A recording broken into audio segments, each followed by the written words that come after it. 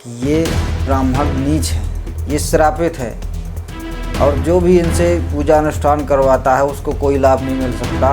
प्रमाण के साथ आप देख सकते हैं। देवी भागवत पुराण उन्हें अपनी दिव्य दृष्टि से देखा, उन्हें तुरंत पता लग गया कि यह सब ब्राह्मणों की ही काली करतूत है। तब वो उनके मन में इतना क्रोध हुआ मानो प्रलयकालीन रुद्र हो।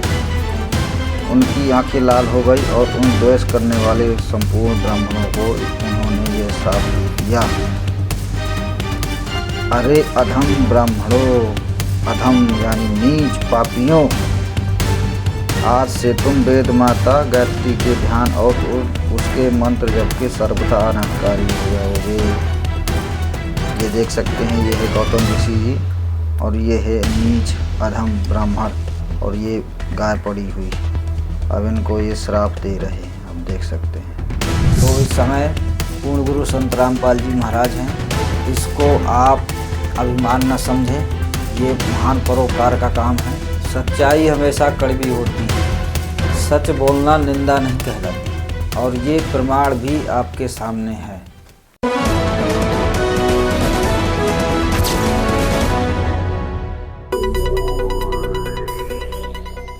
दोस्तों नमस्कार, स्वागत है आपका फिर से हमारे एक नए वीडियो में। तो कैसे हो? आई हो आप अच्छे होंगे। तो दोस्तों आज हमें कुछ ऐसे तथ्य हमारे हाथ लगे हैं जिनको सुनकर इन पाखंडियों की, जो अपने आप को ब्राह्मण कहते हैं, जो अपने आप को कथावाचक कहते हैं, या जितने भी हैं ये अपने आप को ऊंच बताने वाले, तो उन लोगों की आज बैंड बजने वाली है। उनकी दुकानें बंद होने वाली है, क्योंकि एक ऐसी सच्चाई हम आपको दिखाने वाले हैं जिसको सुनकर, जिसको पढ़कर आप लोगों को ये पता चल जाएगा, ये ज्ञान हो जाएगा कि जो हम इन ब्राह्मणों से करवा रहे हैं पूजा पाठ, ये जो भी है श्राद्ध वगैरह, तो हमें इससे क्या लाभ मिलने वाला है, ये सारी जानकारी आपको मिलने वाली है और आप अपने आँखों देख सकते हैं और उसको पढ़ भी सकते हैं कि ये ब्राह्मण नीच है, ये श्रापित है और जो भी इनसे पूजा अनुष्ठान करवाता है उसको कोई लाभ नहीं मिल सकता। प्रमाण के साथ आप देख सकते हैं श्री देवी भागवत पुराण। तो दोस्तों वीडियो पर पहली बार हैं तो वीडियो को लाइक कर लें, चैनल पर नए हैं तो सब्सक्राइब कर लें और बेल आइकन का बटन जरूर दबा लें। तो रामायण की एक चौपाई है कि पूजे ही विप्र सकल गुणहीना, अशूद्र न पूजे ज्ञान प्रवीणा। ये इन ब्राह्मणों की चाल है। इन्होंने अपने आप को श्रेष्ठ बताया शुरू से ही और ये अन्य जातियों को नीचा बताया है, क्योंकि ये जन्म से ही इनकी आदत है, जन्म से ही ये अभिमानी होते हैं। तो एक वाणी है कि ब्राह्मण कुल में जन्म था, मैं करता बहुत मरोड़, गुरु गुमानी दास ने दिया कुबुध गढ़ तोड़। ये संत नामदेव की वाणी है। तो एक समय की बात है कि जब इंद्र के श्राप से 15 साल के लिए दुर्भिक्ष पड़ गया था, तो उस समय बहुत से लाखों की संख्या में लोग मर चुके थे, आपस में लड़ भिड़ चुके थे, लड़ भिड़ कर एक दूसरे को खाने के लिए तैयार रहते थे। तो उस समय ब्राह्मणों ने एक योजना बनाई, क्योंकि उस समय जो गौतम ऋषि नाम से थे एक ऋषि, तो वो अपने तपोबल के प्रभाव से उनके यहाँ कोई दिक्कत नहीं थी। तो ब्राह्मणों ने योजना बनाई और वो पहुँचे गौतम ऋषि के यहाँ। तो गौतम ऋषि ने उनको आश्रय दिया। उनके पास एक पात्र था ऐसा, तो उस पात्र में जो भी चीज़ चाहिए वो सारी चीज़ें उपलब्ध हो जाती थी। तो इन ब्राह्मणों को करीब 10 साल तक खिलाया पिलाया, 10 से 12 साल खिलाया पिलाया, इनको सब कुछ दिया, धन धान से इनको भरपूर कर दिया। और फिर इन ब्राह्मणों की चाल ऐसी है, ये शुरू से ही कपटी रहे हैं, अभिमानी रहे हैं। तो इन्होंने क्या किया कि जब इन्होंने देखा कि इंद्र के यहाँ, देवताओं के यहाँ भी गौतम ऋषि की बड़ाई हो रही है, हर जगह इसकी ख्याति बढ़ रही है, तो इन्होंने एक चाल चली। इन्होंने माया से एक गाय बनाई और उस गाय को ऐसी गाय बनाई कि वो मरने ही वाली थी। और जब गौतम ऋषि ने यज्ञ किया तो यज्ञ कर हवन के समय ही उस गाय की मौत हो गई। उन्होंने हवन में डाला और इतने में गाय की मौत हो गई। तो ये इन ब्राह्मणों ने हल्ला करना शुरू कर दिया कि गौतम ऋषि ने गौ हत्या कर दी, गौ हत्या कर दी, क्योंकि इनकी नीयत गिर चुकी थी, क्योंकि ये नीच अधम है। तो फिर गौतम ऋषि ने इनको बहुत बड़ा श्राप दिया। आइए हम आपको प्रमाण सहित दिखाते हैं। तो दोस्तों पहले ये देखिए प्रमाण, श्री देवी भागवत पुराण।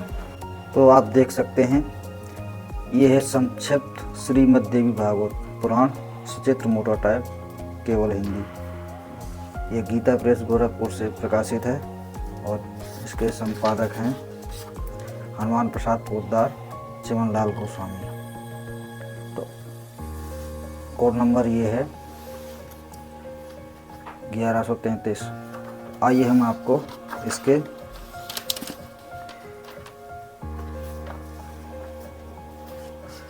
ये 933 नंबर पृष्ठ पर ले चलते हैं। तो यहाँ पर आप देख सकते हैं, एक समय की बात है, प्राणियों के कर्म का भोग कराने के लिए इंद्र ने 15 वर्षों तक जल बरसाना बंद कर दिया। इस अनावृष्टि के कारण संहारकारी घोर दुर्भिक्ष पड़ गया। घर घर में इतनी लाशें एकत्र हो गईं कि जिनकी गणना नहीं हो सकती थी। सभी मानव क्षुधा की ज्वाला से संतप्त होकर एक दूसरे को खाने के लिए दौड़ पड़ते थे। ऐसी बुरी स्थिति में बहुत से ब्राह्मणों ने एकत्र होकर यह उत्तम विचार उपस्थित किया कि गौतम जी तपस्या के बड़े धनी हैं, इस अवसर पर वे ही हमारे इस दुख को दूर कर सकते हैं। अतः हम सब लोग मिलकर उनके आश्रम पर चलें। वे मुनिवर अपने आश्रम पर गायत्री की उपासना कर रहे हैं। सुना है इस समय भी उनके यहाँ सुभिक्ष ही है। बहुत से प्राणी वहाँ पहुँच चुके हैं। इस प्रकार विचार करके वे सभी ब्राह्मण अपने अग्निहोत्र के समान कुटुंबी गोधन तथा दास दासियों को साथ लेकर गौतम जी के आश्रम पर गए। कुछ लोग पूर्व से, कुछ दक्षिण से, कुछ पश्चिम से और कुछ उत्तर से, अनेक दिशाओं से बहुत से ब्राह्मण वहां पहुंच गए। ब्राह्मणों के इस बड़े समाज को उपस्थित देखकर गौतम जी ने उनको प्रणाम किया। आसन आदि उपचारों से उन सभी ब्राह्मणों की पूजा की। कुशल प्रश्न के अनंतर उनके आगमन का कारण पूछा। तब संपूर्ण ब्राह्मणों ने अपना अपना दुख उनके सामने निवेदन किया। वस्तुतः ब्राह्मण समाज बहुत दुखी था। उन सबको दुखी देखकर मुनि ने अभय प्रदान किया। उन्होंने कहा, विप्रो, यह आश्रम आप ही लोगों का है। मैं सर्वथा आप लोगों का दास हूँ। मुझ दास के रहते आप लोगों को चिंता नहीं करनी चाहिए। इस समय आप तपोधन ब्राह्मणों के पधारने से मैं कृतकृत हो गया। जिनके दर्शन मात्र से दुष्कृत सुकृत के रूप से परिणत हो जाते हैं, वे सभी ब्राह्मण अपने चरणों की धूलि से मेरे गृह को पवित्र कर रहे हैं। आपके अनुग्रह से मैं धन्य हो गया। मेरे सिवा किसी दूसरे को ऐसा सौभाग्य मिल सकता है? संध्या और जप में परायण रहने वाले आप सभी द्विजगण सुखपूर्वक मेरे यहाँ रहने की कृपा करें। अब आइए चलते हैं 934 पृष्ठ पर। गौतम जी ने दुर्गा जी की स्तुति की। तो गौतम जी के इस प्रकार स्तुति करने पर भगवती जगदम्बा उनके सामने प्रकट हो गई। उन्होंने मुनि को एक ऐसा पूर्ण पात्र दिया जिससे सबके भरण पोषण की व्यवस्था हो सकती थी। साथ ही उन भगवती जगदम्बा ने मुनि से कहा, मुनि, तुम्हें जिस जिस वस्तु की इच्छा होगी मेरा दिया हुआ यह पात्र उसे पूर्ण कर देगा। यूं कहकर श्रेष्ठ कला धारण करने वाली भगवती गायत्री अंतर्ध्यान हो गई। उस समय उस पात्र से प्राप्त अन्नों के इतने ढेर लग गए मानो पर्वत हों। 6 प्रकार के विविध रस, भांति भांति के तृण, दिव्य भूषण, रेशमी वस्त्र, यज्ञों की सामग्रियां तथा अनेक प्रकार के पात्र देवी के दिए हुए उस पूर्ण पात्र से निकल आए। राजा मुनिवर गौतम जी बड़े महात्मा पुरुष थे। जिस जिस वस्तु के लिए उनके मन में इच्छा उत्पन्न होती थी वे सभी पदार्थ देवी गायत्री के पूर्ण पात्र से प्राप्त हो जाते थे। उस समय मुनिवर गौतम जी ने संपूर्ण मुनियों को बुलाकर उन्हें प्रसन्नता पूर्वक धन धान वस्त्र भूषण आदि समर्पण किए।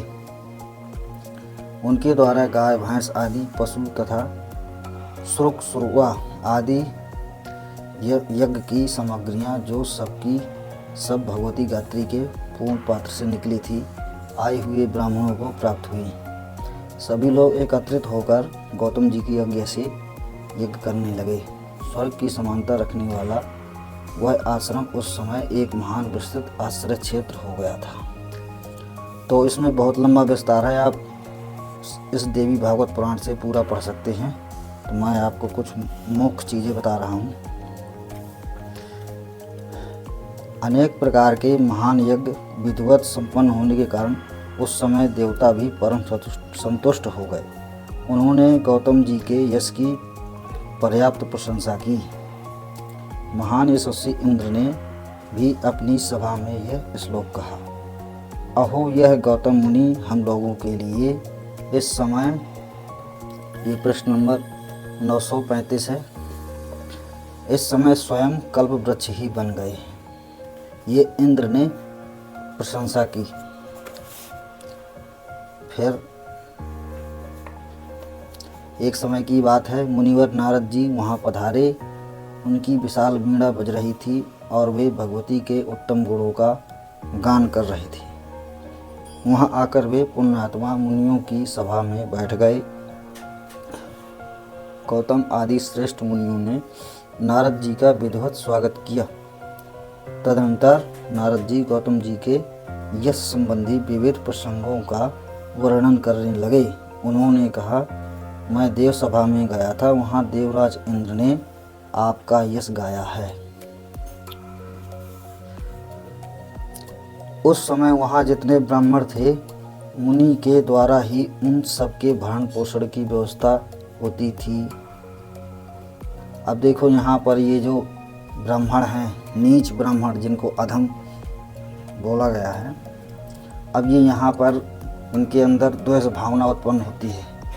तो ये यहाँ पे क्या कहते हैं,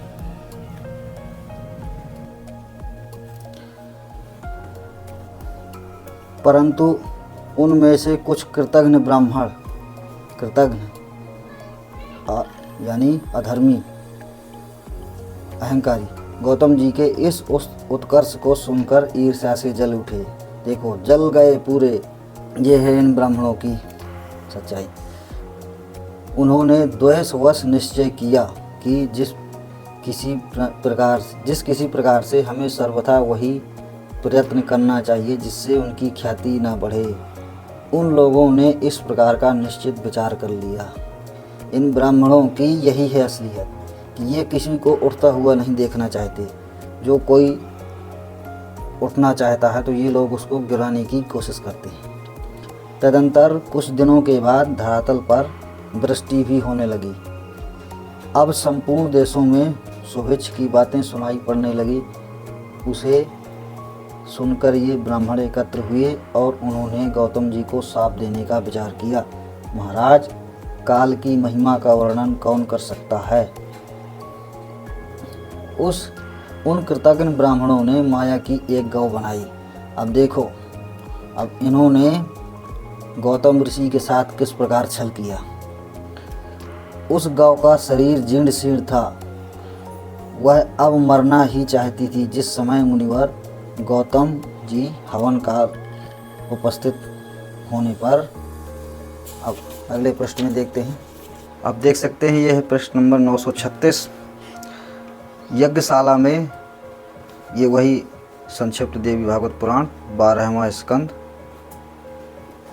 यज्ञशाला में हवन कर रहे थे, उसी क्षण वह गौ वहां पहुंची। मुने ने हूँ इन शब्दों से उसे वारण किया, इतने में ही उस गौ के प्राण निकल गए। फिर तो उन ब्राह्मणों ने यह हल्ला मचा दिया कि इस दुष्ट गौतम ने गौ की हत्या कर दी। मुनिवर गौतम जी हवन समाप्त करने के पश्चात अत्यंत आश्चर्य करने लगे। वे आंखें मूंदकर समाधि में स्थित हो इसके कारण पर विचार करने लगे, यानी उन्होंने अपने दिव्य दृष्टि से देखा। उन्हें तुरंत पता लग गया कि यह सब ब्राह्मणों की ही काली करतूत है। तब वो उनके मन में इतना क्रोध हुआ मानो प्रलयकालीन रुद्र हो। उनकी आंखें लाल हो गई और उन द्वेष करने वाले संपूर्ण ब्राह्मणों को उन्होंने ये शाप दे दिया। अरे अधम ब्राह्मणों, अधम यानी नीच पापियों, आज से तुम वेद माता गायत्री के ध्यान और उसके मंत्र जप के सर्वथा अनर्थकारी हो जाओगे। ये देख सकते हैं, ये है गौतम ऋषि जी और ये है नीच अधम ब्राह्मण और ये गाय पड़ी हुई। अब इनको ये श्राप दे रहे हैं, हम देख सकते हैं। ये जितने भी ब्राह्मण हैं ये सभी श्रापित हैं। अब ये वेद मात्रा गायत्री के ध्यान और मंत्र जप के अनधिकारी हैं। वेद वेदोक्त यज्ञ तथा वेद की वार्ताओं में तुम अधम ब्राह्मणों का सर्वदा अनधिकार हो जाए। ये वेद पढ़ने के भी अधिकारी नहीं हैं। शिव की उपासना, शिव मंत्र का जप और शिव संबंधी शास्त्र के अध्ययन के लिए भी तुम अधम ब्राह्मण सदा अनधिकारी हो जाओ। ये शिव जी की उपासना, शिव मंत्र का जप भी करने के अधिकारी नहीं हैं। शिव संबंधी शास्त्र के अध्ययन के लिए भी ये अधिकारी नहीं हैं। तुम लोग इनसे ये करवा कर पुण्य धर्म करवाते हो, जाप करवाते हो, शंकर जी वगैरह बनवाते हो, ये अनधिकारी हैं। ये स्पष्ट लिखा हुआ है। मूल प्रकृति भगवती श्री देवी के ध्यान तथा उनकी कथा के श्रवण में तुम्हारा अधिकार नहीं होगा। देवी भगवती दुर्गा देवी के ध्यान तथा कथा श्रवण में भी इनका अधिकार नहीं है, जिससे तुम सदा नीच श्रेणी के ब्राह्मण समझे जाओगे। देवी मंत्र, देवी के स्थान और उनके अनुष्ठान कर्म में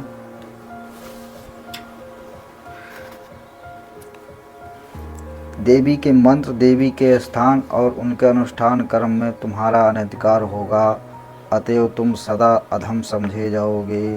देवी का उत्सव देखने और उनके नामों का कीर्तन करने में विमुख होने के कारण तुम सदा अधम बने रहोगे। देवी भक्त के समीप रहने तथा देवी भक्तों की अर्चना करने के लिए अनधिकारी होकर तुम लोग सदा नीच ब्राह्मण की श्रेणी में रहोगे। भगवान शिव का उत्सव देखने और शिव भक्त का सम्मान करने में तुम्हारा अधिकार नहीं होगा, जिससे तुम सदा अधम ब्राह्मण गिने जाओगे। रुद्राक्ष, बिल्वपत्र और शुद्ध भस्म धारण करने से वंचित होकर तुम सदा अधम ब्राह्मण होकर जीवन व्यतीत करोगे। श्रौत स्मार्त संबंधी सदाचार तथा ज्ञान मार्ग में तुम्हारी गति नहीं होगी, अतः तुम सदा अधम ब्राह्मण समझे जाओगे। ये सदा अधम नीच समझे जाएंगे। ये लिखा हुआ है। अदैत्य ज्ञान निष्ठा तथा सम दम आदि साधन से तुम सदा सन्मुख होकर अधम ब्राह्मण बन जाओ। नित्य कर्म आदि के अनुष्ठान तथा अग्निहोत्र आदि साधन में भी तुम्हारा अनधिकार हो और तुम सदा के लिए अधम बन जाओ। स्वाध्याय, ध्यान या तथा प्रवचन से तुम उन्मुख होकर सर्वदा अधम जीवन व्यतीत करो। गौ आदि दान और पितरों के श्राद्ध से ब्राह्मणाधमों तुम विमुख हो जाओ। ये जो श्राद्ध करवाते हो ना, श्राद्ध पिंड भरवाते हो, ये इससे भी तुम्हें कोई लाभ मिलने वाला नहीं, क्योंकि ये इसके अधिकारी नहीं हैं। विमुख लिखा हुआ है, इनसे इनको विमुख कर दिया गया है। अधम ब्राह्मणों, नीच ब्राह्मणों, कृच्छ्रु, चांद्रायण तथा प्रायश्चित व्रत में तुम्हारा सदा के लिए अनधिकार हो जाए। ये हर चीज़ हर तरह से इनका अधिकार छीना जा चुका है। पिता, माता, पुत्र, भ्राता, कन्या और भार्या का विक्रय करने वाले व्यक्ति के समान होकर तुम्हें नीच ब्राह्मण होने का अवसर मिल जाए। इन सब चीज़ों में इनको नीच होने का अवसर दिया गया है। अधम ब्राह्मणों, हे नीच ब्राह्मणों, पापियों, वेद का विक्रय करने वाले तथा तीर्थ एवं धर्म बेचने में लगे हुए नीच व्यक्तियों को जो गति मिलती है वही तुम्हें प्राप्त हो। आपने ये वृत्तांत सुना, अब आप इससे समझ गए होंगे। अब ये है पृष्ठ नंबर 937। अब यहाँ पे क्या कहते हैं, तुम्हारे वंश में उत्पन्न स्त्री तथा पुरुष मेरे दिए हुए शाप से सग्ध होकर तुम्हारे ही समान होंगे। जैसे ये नीच अधर्मी है ना, वैसे ही इनकी संतान होगी। बहुत कहने से क्या प्रयोजन, गायत्री नाम से प्रसिद्ध मूल प्रकृति भगवती जगदम्बा का अवश्य ही तुम पर महान कोप है। तदनंतर शाप से दग्ध होने के कारण उन ब्राह्मणों ने जितना वेद अध्ययन किया था वह सबका सब विस्मृत हो गया। गायत्री मंत्र भी उनके लिए अनभ्यस्त हो गया। वह एक अत्यंत भयानक दृश्य उनके सामने उपस्थित हो गया। वे सब एकत्र होकर अत्यंत पश्चाताप करने लगे। फिर उन लोगों ने मुनि के सामने दंड की भांति पृथ्वी पर पड़कर उन्हें प्रणाम किया। लज्जा के कारण उनके सिर झुके हुए थे और वे कुछ भी कहने में असमर्थ थे। वे बार बार यही कह रहे थे, मुनिवर प्रसन्न होइए, प्रसन्न होइए, प्रसन्न होइए। 3 बार उन्होंने प्रसन्न होइए बोला। जब मुनिवर को चारों ओर से होकर वे प्रार्थना करने लगे तब दयालु मुनि का हृदय करुणा से भर गया। उन्होंने उन नीच ब्राह्मणों से कहा, ब्राह्मणों, जब तक भगवान श्री कृष्णचंद्र का अवतार नहीं होगा तब तक तो तुम्हें कुंभी पाक नरक में अवश्य रहना पड़ेगा, क्योंकि मेरा वचन मिथ्या नहीं हो सकता। यह तुम्हें समझ लेना चाहिए। इसके बाद तुम लोगों का भूमंडल पर कलयुग में जन्म होगा। मेरी कही हुई ये सभी बातें होकर रहेंगी, ये अन्यथा नहीं हो सकती। हाँ, यदि तुम्हें शाप से मुक्त होने की इच्छा है तो तुम सब लोगों के लिए परम आवश्यक यह है।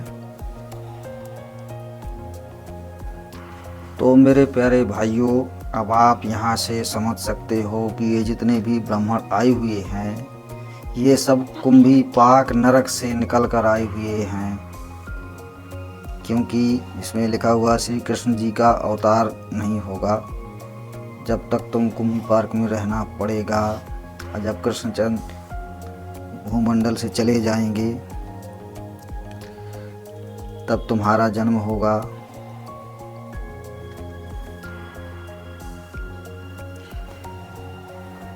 राजन, इस प्रकार कहकर ब्राह्मणों को विदा करने के पश्चात यह सब कुछ प्रारब्ध का प्रभाव है, यूं विचारते हुए मुनि ने अपना चित्त शांत कर लिया।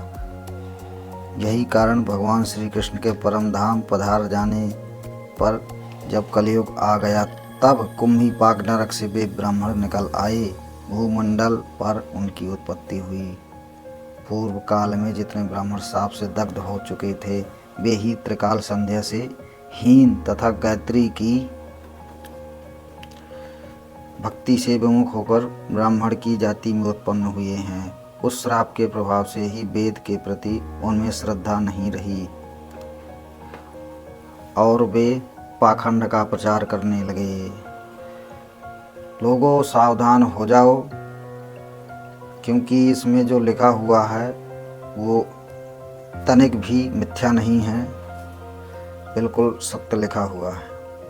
तो दोस्तों, यदि आप ये प्रमाण देखकर भी नहीं संभलते हैं, आपकी आंखें नहीं खुलती हैं, तो फिर कहते हैं कि सोते हुए को जगाया जा सकता है और जो जाग कर सोने का नाटक कर रहा है उसको जगाया नहीं जा सकता।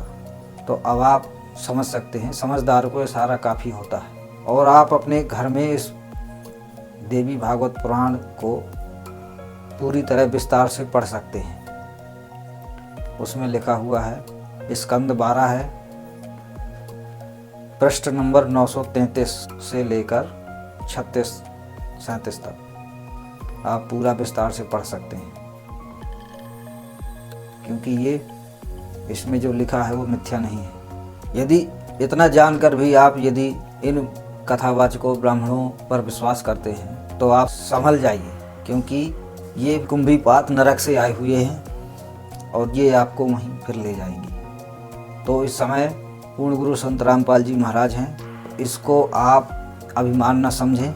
ये महान परोपकार का काम है। सच्चाई हमेशा कड़वी होती है, सच बोलना निंदा नहीं कहलाती, और ये प्रमाण भी आपके सामने है। और मैं सभी वर्गों से, जो भी कथावाचक हैं, जो भी ब्राह्मण समाज है या अन्य समाज है, सभी से मैं हाथ जोड़कर विनती करता हूँ कि संत रामपाल जी महाराज का ज्ञान समझे और उनसे नाम दीक्षा लेकर कल्याण करवाए, क्योंकि धरती पर वही पूर्ण गुरु हैं और वही अधिकारी हैं और बाकी कोई अधिकारी नहीं है। अब आप अच्छी तरह से इसमें देख भी चुके हैं। हजारों या लाखों ब्राह्मणों ने संत रामपाल जी महाराज जी से नाम दीक्षा लेकर कल्याण करवाया है, और आप इसे अभिमान न समझकर, महान परोपकार समझकर अपना कल्याण करवाएं। तो दोस्तों, कैसी लगी वीडियो अपनी राय कमेंट में बताएं। वीडियो को ज़्यादा से ज़्यादा शेयर करें और अपने दोस्तों यारों तक पहुंचाएं, ताकि सबको ये सच्चाई पता चल सके और सभी इस सच्चाई से रूबरू हो सकें। तो फिलहाल आज की वीडियो में इतना ही, और मिलते हैं नेक्स्ट वीडियो में। तब तक के लिए जय हिंद, जय भारत।